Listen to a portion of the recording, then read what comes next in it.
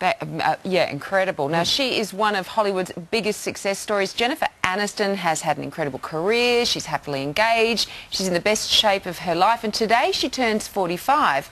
And while she seems to have it all, the media still call her poor Jen because she hasn't had a baby. Now, where do these expectations come from? And the question is always asked, can women actually have it all? So we invited some of the best women we know here. Bianca Dye, Lisa Wilkinson and psychologist Jacqui Manning. Morning. Dye, let's start with you. Do you think that Jen's having the last laugh on this? She absolutely is. I mean, hello, she's been with Brad Pitt and Justin Theroux. I mean, hello, there's a laugh right there, they're hot.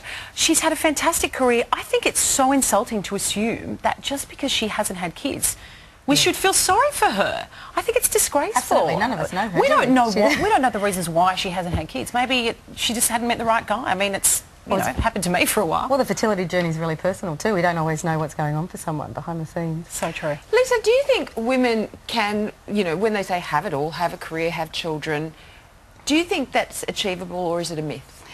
The funny thing about that term, having it all, which I think is an albatross around women's necks. Absolutely. It dates way back to the 1970s. A woman called Helen Gurley Brown, who was the founding editor of Cosmo magazine in the US. Yeah. Now, there she is there, God love her. She only died about 18 months ago. At the age of 83. She was still the founding and long-time editor-in-chief of Cosmo, so she was still working. She loved her job, but she coined this phrase, and this is a woman we need to know, who has had a chauffeur, a personal trainer, a chef, someone who came in and did her hair and makeup every morning, every bit of hot and cold running house help you could possibly imagine, and a husband who worked for her and no children.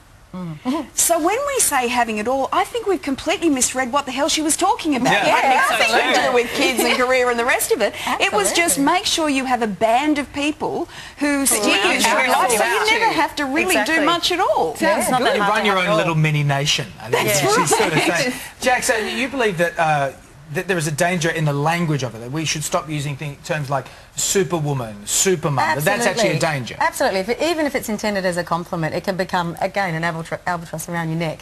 A label is unhelpful at any time because that woman who's labelled supermum or superwoman will feel she always has to meet that expectation, and if she doesn't, then she feels like a failure.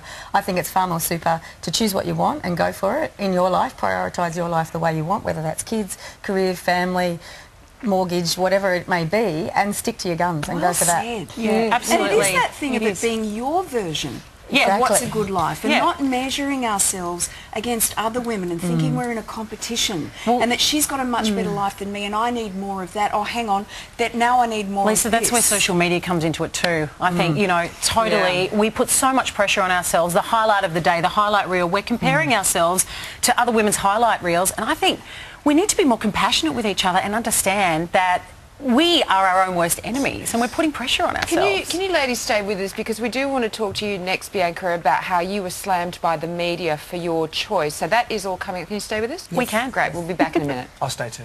Okay. A lot of juice she's drinking. Jen Aniston is 45, happy and successful, but the media keep labelling her poor Jen, and this is because she's never had kids. So we've been asking this morning, can women have it all? Where are these expectations coming from? Bianca Dye, let's go with you, because you were in a similar situation to Jen Aniston quite recently through social media. Yeah, I was dating Brad Pitt. That was really hard. I had to break up with him. I said, Brad, it's getting too much. No, in all seriousness though, there was an article written about myself and a few other women who were like, well, they've clearly chosen career over kids, so poor thing, never mind. And I'm like, hold on a minute, you don't know that. I just happened to date a few guys in the past, not now, honey, if you're watching, who just weren't father material. And it's a really personal thing to assume that just because I've had a successful career, did I say had? Have a successful career.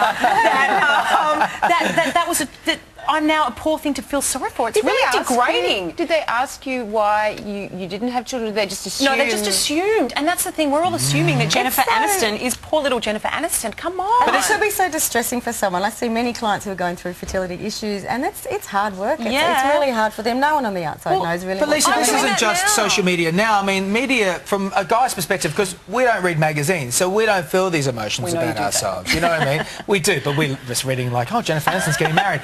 But hasn't this been perpetuated by the media for a long time, as you say, since the 70s? It's interesting you coming from the male perspective, because guys don't go through this. No, we don't feel Charlie anything. Chaplin had his last child. You know, he fathered a child, I think, in his 80s. Yeah, I think it was. So it's an issue that He could never pick it up. It hurt his back. But Mother yeah. Nature needs to change something. It's a different issue for women. We do have a clock that is ticking, but it is not unusual. And I was one of those women in my early 30s. I'd just broken up from a very long relationship that lasted all through my 20s. And when we broke up, I remember thinking, I suppose that means I probably won't have kids. Really? Wow. I'm not feeling terribly stressed about that. Right. That's an interesting moment to go through. Yeah. And I just sort of went on my way. I was back on the dating scene and got my heart broken a couple of times, and about 18 months later I met Pete. And for the very first time in my life, I knew I wanted to have kids, but I knew I wanted to have kids because I'd met that man. Yeah. Not Yes. because Yeah. I really felt the biological clock ticking. And that moment so doesn't come for a lot of every women. woman's experience is completely different. Absolutely. And for journalists to presume that they know what a What's woman's going on. experience is, what their set of experiences is up to that You know point, what? and what happens beyond that is just wrong. I think it's great we live in an era where we can make that choice too, where in generations past it was expected to have children, that was just what you did, but now we can make But I that want choice. to get back on the Comparing Jen. Her dad's a successful soap actor. She's been brought up in Hollywood. Yeah. You know, she's sitting there. Maybe what she wanted was a bloody hot career in Hollywood, and she just went, oh, well, if I have kids, I have kids, but that's what I want. Absolutely. And But is why there should we anything even wrong with question that? that? See, this is the thing. If you want to be a successful superwoman, you want to have 4 kids and a career and do... That's no labels. no labels. But that should be fine. But if you also don't want to do that, if you want to stay home and bring up your kids, like, why are we labelling that you're not a superwoman if you don't have a career and you don't have 4 kids and you're not juggling it all? Well, it is a myth. It's a myth. You can't have it all at once either, as Quentin Bryce said. And as you were saying, it's an unhealthy But thing if we to look at begin with. Lisa as a case study, Yeah. Lisa has had a career, children, happy You just marriage. use past tense. Do you know what? Lisa, P.S., can you go up and see Ginge after the show? That was a message that passed That's through. why it's Is there a important. pink piece of paper? That's why it's important for Lisa to admit sometimes that there are cracks. Don't you think it's important for women in the media yes. to go, Yeah, totally. hey, It's not perfect. I'm successful on Instagram. I look like I have this perfect life. Look how hot I look with all these 15 filters. But I also think it's our responsibility as women in the media, and I know with myself with the radio and yourself with Lisa, I get the most response and the most compassionate response from women when I admit there's cracks. Everything isn't all it's cracked up to be. I'm not leading this perfect life.